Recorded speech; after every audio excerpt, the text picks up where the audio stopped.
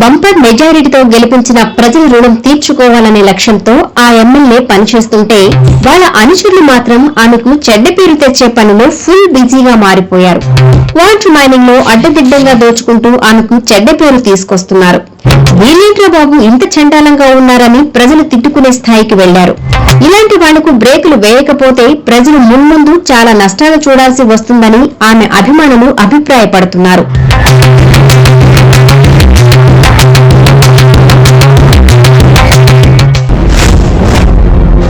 నెల్లూరు జిల్లా సైదాపురంలో తెల్లరాయి తవ్వకాలకు కేంద్ర గనుల శాఖ నుంచి ఎలాంటి అనుమతులు లేవు.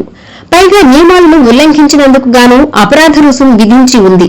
అయితే కోవూరు ఎమ్మెల్యే వేమిరెడ్డి ప్రశాంత్ రెడ్డి అనుచరులు మాత్రం వాటిని లెక్క పెట్టకుండా అధికారం చేతిలో ఉంది కదా అని ఇష్టారీతిన చెలరేగిపోతున్నారు. పద్మావతి, సరోజిని కంపెనీల పరిధిలోని గనులలో అనధికార తవ్వకాలు చేపట్టి జోకులు నింపుకుంటున్నారు. మేడం కూడా మామూలు ఇవ్వాల్సి ఉందని అధికారులు సైతం బెదిరిస్తున్నారని విమర్శలు వినిపిస్తున్నాయి. ఈ మధ్య కాలంలో సైలెంట్ గా ఉన్నట్లు కనిపించి అంతా సర్దుకుంది అనుకునే లోపే దోపిడీకి తెరతీశారు ఎమ్మెల్యే అనుచరులు.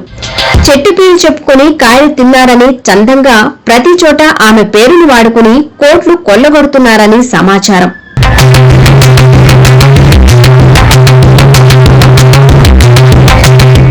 కోవూరు ఎమ్మెల్యేకి మంచి పేరుంది.